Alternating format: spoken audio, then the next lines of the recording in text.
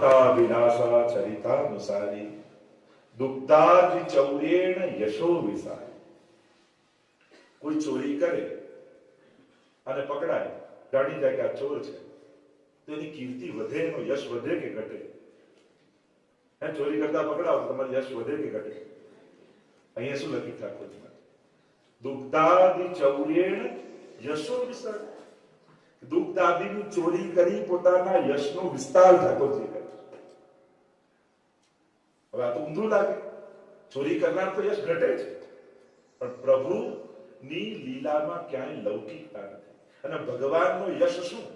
તો ભગવાન ઐશ્વર્ય, વીર્ય, યશસ્વી, જ્ઞાન અને વૈરાગ્ય, આ ષડ ધર્મયુક્ત છે. અને યશ એ છે કે ભગવાનનો પ્રેમ જન જન સુધી પહોંચે, એ જ ભગવાનના યશનો વિસ્તાર છે.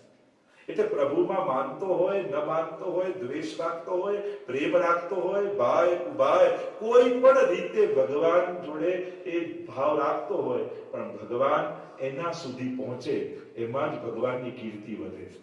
અરે આને તો જરાય ભાવ નહોતો, તોય આ લાભ એને મળી ગયો. અરે આને તો કોઈ એવા લક્ષણ નહોતા, છતાં ઠાકોરજી આને ચાન્સ આપે.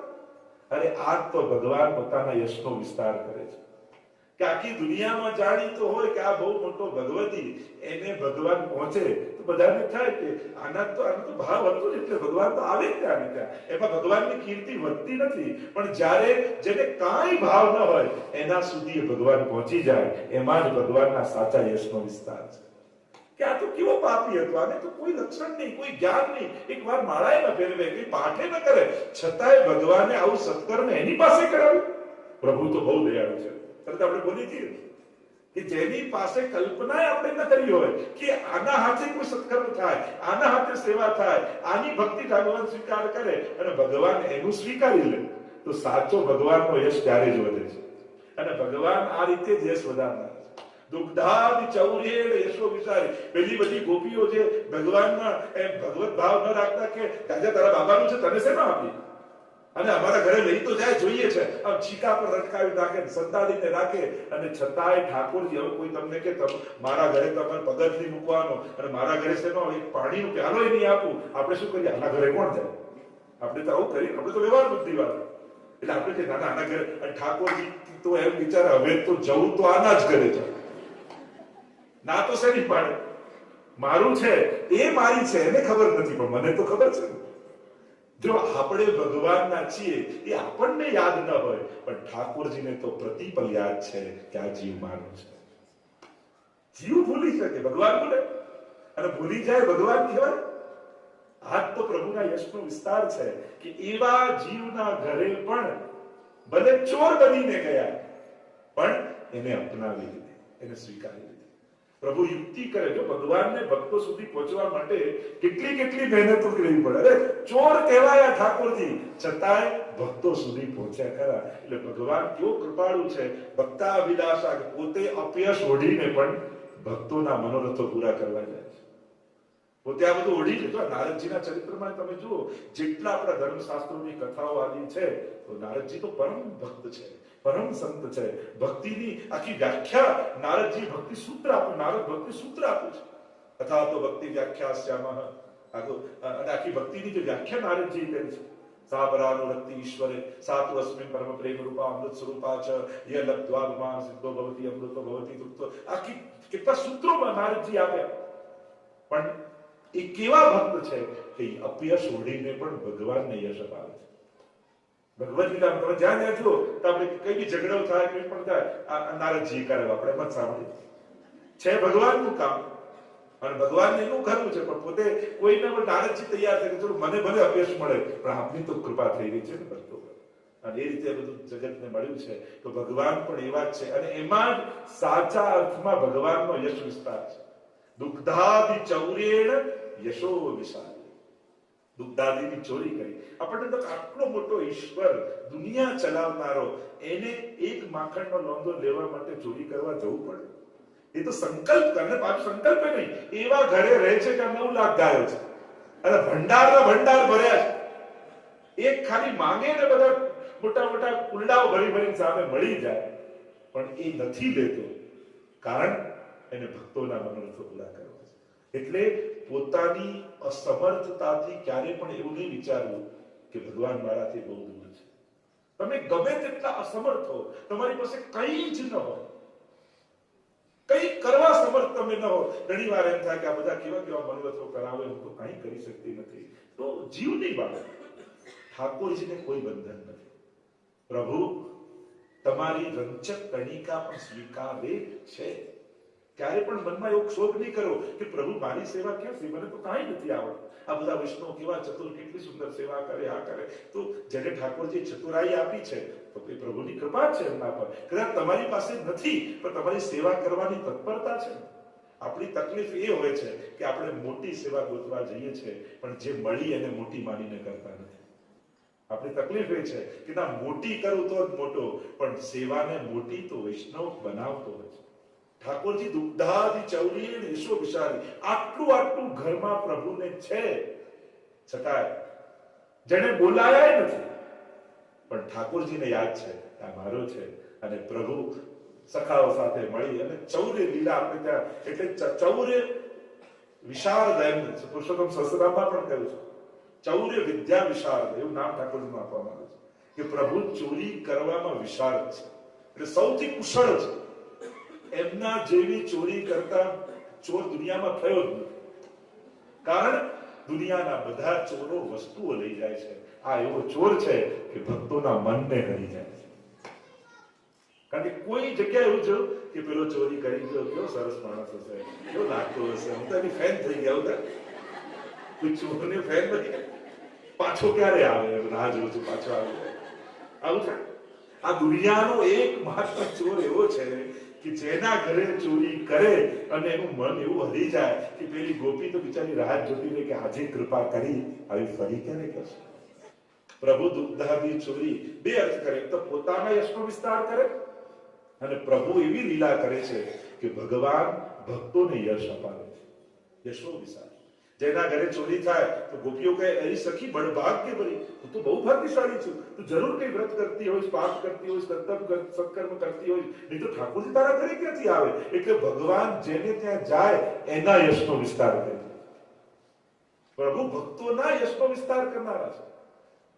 જેના મુખમાં ભગવાનનું નામ હોય લોકો એની પ્રશંસા કરવા લાગે. જે ભગવાનના ખાલી સેવકના વસ્ત્રો પહેરે, આપણામાં કદાચ વૈષ્ણવતાના લક્ષણ ન હોય પણ વૈષ્ણવના કેવલ કપડા પહેરીને ફરતા હોય તોય લોકો પગે લાગી જાય. કોઈ લાગ્યા મહારાજ લાગે છે.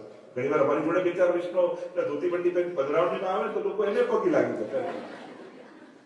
લોકો મને ના આવે કે ના હોય જ કેમ. તો ઘણી વાર એવું થાય. એટલે વિચાર કરો, જેના કપડા પહેરવાથી આદર મળતો હોય તો વૈષ્ણવ બની જઈએ સાચા અર્થમાં, તો પછી કેવો યશનો વિસ્તાર. આપણે ત્યાં તો કયા ભવઈ આદિના પ્રસંગો આવે છે કે પેલા રાજા વૈષ્ણવ સિવાય કોઈની સામે જોતો નહીં, અને પેલા ભવૈયા કેટલી કોશિશ કરી કે આ રાજા મારી સામે જુએ, મારા ખેલથી પ્રભાવિત થાય. આપણા વાર્તા સંતમાં પ્રસંગ આવે છે, રાજા મારી સામે જુએ ક્યારે, તો કહ્યું કે કોઈ વૈષ્ણવ સિવાય આ કોઈને જોતા નથી, તો પેલો કે હું વૈષ્ણવનો વેશ કરીને જાઉં. અને ધોતી બંડી માથે તિલક, ગળામાં કંઠી ધરીને નીકળ્યો તો પાછળ 3 સ્ત્રી આવતી હતી. હવે જ્યાં જાય પાછળ આવે છે, પૂછવા તમે છો કોણ? કહ્યું કે અમે 3 પ્રકારની હત્યાઓ છે જે તારી અંદર રહેતી હતી, જે તારા દ્વારા થઈ હતી, જેનો અપરાધ તારા માથે હતો. તો પાછળ કેમ આવો છો? તમે ક્યાંથી આવો છો? તો કહ્યું કે અમે તારી અંદર રહેતી હતી, પણ આજે તે વૈષ્ણવના કપડા પહેર્યા છે એટલે તારી અંદર અમે રહી શકીએ એમ નથી, એટલે તારી પાછળ ફરીએ છીએ. અને ત્યારે પેલાને એમ થયું કે જો એક વૈષ્ણવના કપડા પહેરી લેવાથી આ થતું હોય તો સાચા અર્થમાં હું વૈષ્ણવ બની જાઉં. કેવળ વૈષ્ણવના કપડા પહેરવાથી આ દેશનો રાજા મારી સામે જોતો હોય તો વૈષ્ણવ બની જાઉં તો આ દુનિયાનો રાજા ભગવાન મારી સામે જોઈ લે. અને એ દિવસથી વૈષ્ણવ થઈ ગયો. વિચાર કરો, ભક્તોના યશનો વિસ્તાર કરનારા ઠાકોરજી છે. આપણા હાથે સત્કર્મ કરાવી લોકો આપણી વાહવાહ કરે, પણ આ વાહવાહ કરાવનારા છે ઠાકોરજી. નહીં તો એ તો કોઈની પાસે પણ કરાવી લે, પણ પ્રભુએ આપણને વિચાર આપ્યો, આપણને નિમિત્ત બનાવ્યા અને આપણા દ્વારા કોઈ સત્કર્મ કરાવ્યો. ત્યારે વૈષ્ણવ તો એવો જ વિચાર કરો કે દુગ્ધાદિ ચૌર્ય અને યશો વિશારી, પ્રભુ એક તો પુણ્ય મારા હાથેથી કરાવ્યું અને મારા યશનો વિસ્તાર આપે કર્યો છે. પ્રભુ યશ વધારે છે. એટલા માટે અનેક સ્તુતિઓ પણ ભાગવતજી તમે જુઓ તો ભીષ્મજી આદિની સ્તુતિમાં પણ ભીષ્મજી પણ કહે છે કે પ્રભુ આપ કેવા કૃપાળુ છો, કુંતાની સ્તુતિ કરતા કહે છે પ્રભુ આપ કેવા કૃપાળુ છે, કારણ કે એમને કૃપાને જોઈ આ બધાને યશ અપાવ્યો, પણ અપાવનારા આપ જ છો, જીતાડનારા આપ જ છો. અર્જુનને ભગવાને યશ અપાવ્યો કે હું જીતી ગયો. એટલે પેલું પ્રસંગમાં કહેતા ને કે પેલું જયારે અર્જુન થોડો મદ આવ્યો અને થયું કે મેં યુદ્ધ જીત્યું છે, યુદ્ધ પૂરું થયું એટલે ભગવાન અર્જુનને કહ્યું હમણાં રથમાંથી છલાંગ લગાવી કૂદી, પણ શેના માટે? હું તને કહું છું હમણાં કૂદ. અને અર્જુન જ્યાં કૂદ્યો અને ભગવાન રથ પરથી ઉતર્યા એટલામાં ભડભડ અગ્નિમાં બળવા લાગ્યો અર્જુનનો રથ. ખાખ થઈ ગયો 2 મિનિટમાં તો સળગી. ત્યારે અર્જુનને આશ્ચર્ય થયું પ્રભુ આ શું? ત્યારે ભગવાને કહ્યું કે અર્જુન તને જીતવાનો મદ હતો પણ તું ભૂલી ગયો, તારા રથ ઉપર એટલા બાણ વાગેલા કે તું ક્યારનું તારી સાથે સળગીને ખાખ થઈ જાય, આ તો હું બેઠો હતો એટલે તું બચેલો. ત્યારે અર્જુનને સમજાયું કે જીતાડનારા તો ઠાકોરજી છે, પ્રભુ આપની કૃપાથી બધું થાય છે. અને એટલા જ પ્રભુ યશ આપનારા છે. અને જ્યારે પણ યશ મળે તે લઈને ઠાકોરજીના ચરણોમાં ધરી દેવું. એટલે વૈષ્ણવ તો હંમેશા એ જ કે પ્રભુએ કૃપા કરીને સ્વીકાર કર્યો. મેં આપ્યું એમ ન કે એમ થાય ઠાકોરજી અંગીકાર કર્યો, મારો કૃપા કરીને લીધું. પ્રભુએ મારા પર કૃપા કરી, મેં આપીને ઉપકાર નથી કર્યો, પ્રભુએ સ્વીકાર કરીને મારા પર ઉપકાર કર્યો કે મારા હાથે સત્કર્મ કરાવી મને યશ આપનારા પ્રભુ છે.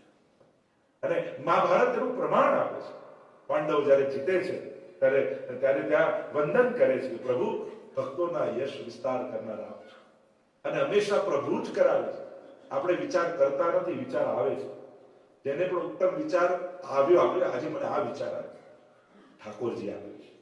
તો ભક્તોને યશ વધારનારા પ્રભુ છે. આપણે 84,252 બધા વૈષ્ણવોએ પોતાની ભક્તિને કેટલી છુપાવી છે, કોઈએ પ્રગટ નથી કરી, છતાંય આજે લાખો ઘરોમાં વંચાય છે. એના યશ કોને વધારે? ઠાકોરજી યશ વધારે. ભક્તોના યશ વધારનારા પ્રભુ છે. એટલે આપણે યશ પામવાની કોશિશ નહીં કરવી, ભક્ત બનવાની કોશિશ કરવી. કારણ કે જે દિવસે ભક્ત બની જઈશું એ દિવસે આપણો યશ વધારનારા પ્રભુ છે. લોકો યાદ કરતા, આજે પણ શ્રીનાથજીનું મંદિર ગિરિરાજજી પર જોઈએ આપણને પૂરણમલ ક્ષત્રિય યાદ આવે, જેઓને કેવી કૃપા. વૈષ્ણવે નહોતા, કોઈ વિચારે નહોતો સેવા કરવાનો, પણ અંબારામાં પોતાના ગામમાં રહે છે અને સુતા સુતા ઠાકોરજી સ્વપ્નમાં આવે છે અને આજ્ઞા કરે છે કે પૂરણમલ તું મારું મંદિર બનાવ. હવે કોઈ બ્રહ્મ સંબંધી વૈષ્ણવ નથી, પણ આ તો યશનો વિસ્તાર પ્રભુએ કરવો છે. જીવને ખબર નથી કે ભગવાનનો છું, ભગવાનને ખબર છે કે આ મારો જીવ છે. અને એટલા માટે જીવનમાં ભગવાન કોઈ પણ સત્કર્મ કરવાના મોકા આપે ત્યારે હું કેવો છું એવો વિચાર કરવા કરતા ઠાકોરજીએ પોતાનો હાથ લંબાવીને મારા માથે સુધી પહોંચાડ્યો છે એવો વિચાર કર્યો. પ્રભુ એનો હાથ લંબાવે છે, પ્રભુ મારી સેવા લેવા માંગે છે.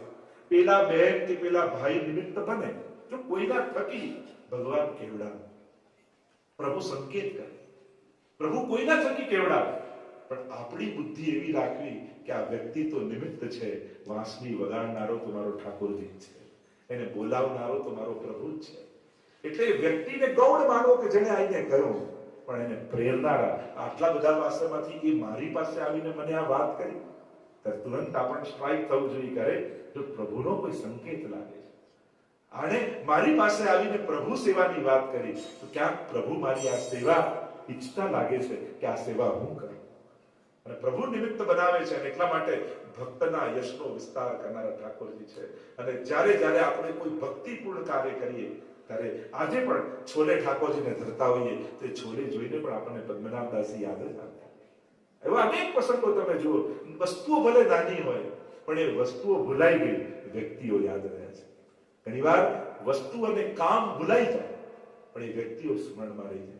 આજે પણ જૂના વૈષ્ણવના આપણે સત્સંગમાં આપણા મંડળોમાં ત્યારે શરૂઆતમાં મંડળો ચાલતા અને બધા જૂના વૈષ્ણવો જે ભાવથી સેવા કરતા, આજે આપણે મંડળોને યાદ કરી તે વૈષ્ણવને યાદ આવે જ આપણને. કદાચ એ મંડળો બંધ થઈ જાય પણ એ ભગવતીઓ તો યાદ રહે કે જેના થકી આપણો ભક્તિમાં પ્રવેશ થયો, જેના થકી આપણે સેવા શીખ્યા હોઈએ, જેના થકી આપણા ભાવમાં અભિવૃદ્ધિ થઈ હોય, એ ભગવતીઓને કેમ ભૂલી શકાય? આપણને સ્મરણ થાય છે. અમે પણ વિશ્વભરમાં ફરીએ છીએ તો એ વૈષ્ણવ અમને સ્મરણ થાય કે જો આની પાસે અમે શીખીએ જ છે. આ પુસ્તકોથી ભણવા મળે કોણે કીધું? ભક્તિ તો ભગવદીઓથી શીખાય છે, પુસ્તકોથી નહીં. ઘણા ઘણા એવા વૈષ્ણવ જોઈએ, એવી શરીર ન ચાલતું હોય, એવી નિષ્કંચન બધું હોય, પણ એની શ્રદ્ધાની ટેક કેવી હોય આપણને શીખવા મળે કે ટેક હોય તો આવા વૈષ્ણવ જેવી રાખે. કોઈની તત્પરતા, સેવાની સુઘડતા એવી હોય, એટલી સુંદર રીતે સેવા કરતા હોય તો આપણને વૈષ્ણવ યાદ આવે. જ્યારે પણ આપણને પ્રમાદ આવે એમ થાય કે ચાલ સ્ટાર આપણે વૈષ્ણવ યાદ કર્યું, પેલા કેવા આ કરે છે. આટલા ઘણા એવા જોઈએ 100 વર્ષના માજીઓ પણ એવી રીતે વૈષ્ણવ આવે તો એને જવાબદાર ને પ્રસાદ આપણને કે એનું શરીર નહીં ચાલતું છતાંય કરે. આપણને યાદ આવે એની વૈષ્ણવની સુઘડતા સેવાની કેવી, એની સામગ્રી કેવી, એની ફૂલની માળાથી હોય તો એ વૈષ્ણવ આપણને એ વૈષ્ણવ યાદ કર્યું, એની સેવાની ઉત્તમતા જોઈ આપણને એનું સ્મરણ રહે છે. કારણ કે એના યશનો વિસ્તાર કરનારા ઠાકોર.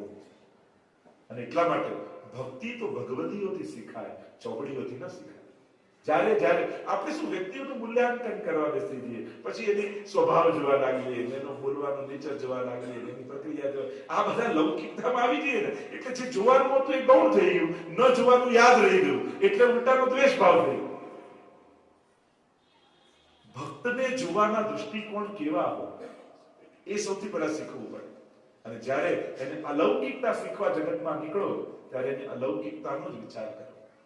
અને એટલા માટે આંખ ખોલીને જોશો તો બધેથી કંઈક ઉત્તમ શીખવા મળશે. કદાચ એ ચોપડી વાંચીને પાનું ફેરવી દઈશું, પણ કોઈ ભગવતીને જોયા હશે ને તે સંસ્મરણમાં રહી જશે.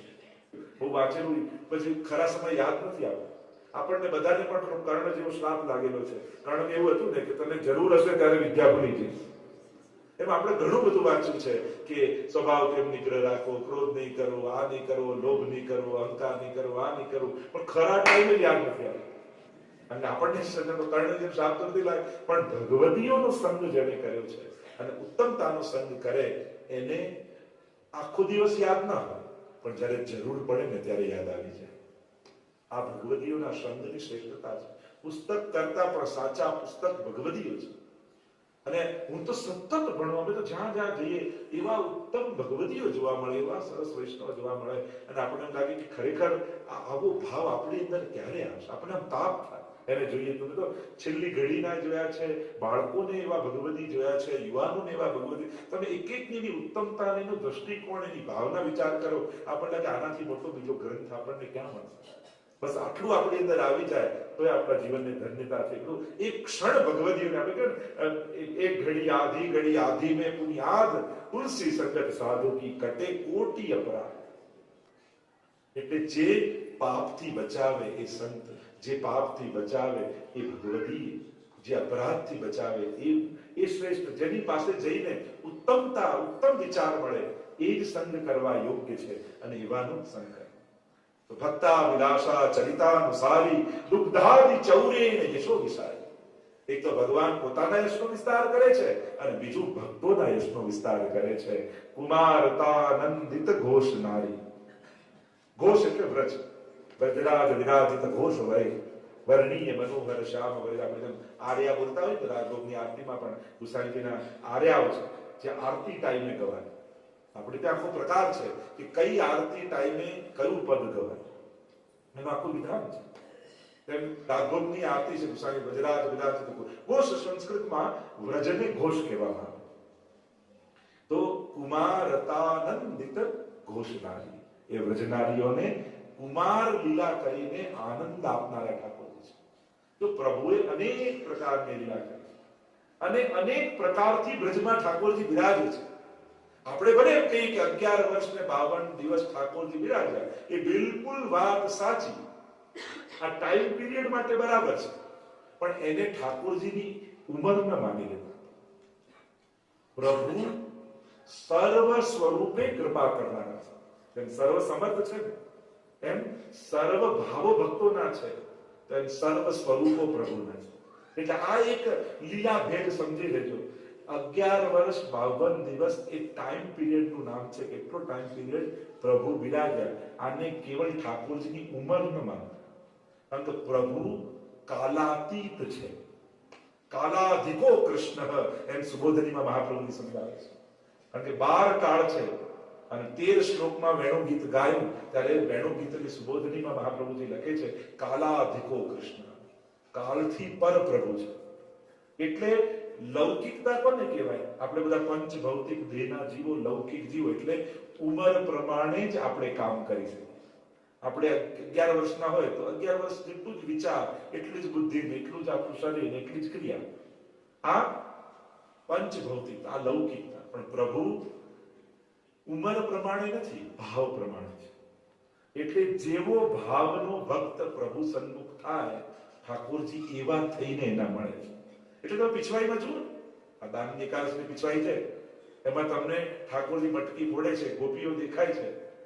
તો એ ગોપીઓ તમને કોઈ 6 વર્ષની દેખાય છે? એ ઠાકોર તમને 11 વર્ષના દેખાય છે? તમે દાનની એકાદશી પીછવાઈ જજો, તમે રાસની પીછવાઈ, જેટલી પીછવાઈ તમે જોજો, ક્યાંય તમને બાલકૃષ્ણ દેખાય? અરે કૃષ્ણ, આપણે બાલકૃષ્ણની સેવા, બાલકૃષ્ણ બાલ ભાવની સેવા, સાત સ્વરૂપમાં તમે જુઓ. ખાલી સુરતમાં બિરાજતા બાલકૃષ્ણજી એક જ બાળક છે, બાકી બધા ઠાડા જ છે. મદન મોહનલાલજી, મથુરાધીશ, દ્વારકાધીશ, તમે જેટલા સ્વરૂપો જુઓ બધા કિશોર છે. અને એટલા માટે બાલ ભાવ હોય, કિશોર ભાવ હોય. પ્રભુને 11 વર્ષ 52 દિવસ એ ટાઈમ પીરિયડ, એટલા સમય પૂરતા પ્રભુ ત્યાં બ્રજમાં બિરાજ્યા હતા, એમ ઐતિહાસિક દ્રષ્ટિએ જોઈ શકાય. પણ ભાવાત્મક દ્રષ્ટિએ પ્રભુ 11 વર્ષના જ છે એવું ન મનાય. પ્રભુ તો જન્મે ને ત્યારે તો તમદ્ભુતમ બાલકમં ભુજેક્ષણમ ચતુર્ભુજમ શંખ ગદા વિદાયુધમ શ્રીવત્સલક્ષ્મમ ગલસૌભી કૌસ્તુભમ પીતાંબરમ સાંદ્રપયોદ સૌભદમ. ત્યારે સ્તુતિ કરતા શું કહ્યું? તમ અદ્ભુતમ બાલકમ. આ કેવો બાલક છે? અદ્ભુત. અને અદ્ભુતતા શું છે? કે જેવો ભક્ત આવે એવો ભગવાન થઈ જાય. ત્યાં ચતુર્ભુજ રૂપે, નારાયણ રૂપે પ્રગટ થઈ અને વસુદેવજીને, દેવકીજીને યાદ અપાવ્યું છે કે તમે ગત જન્મમાં કોણ હતા, હું કોણ છું.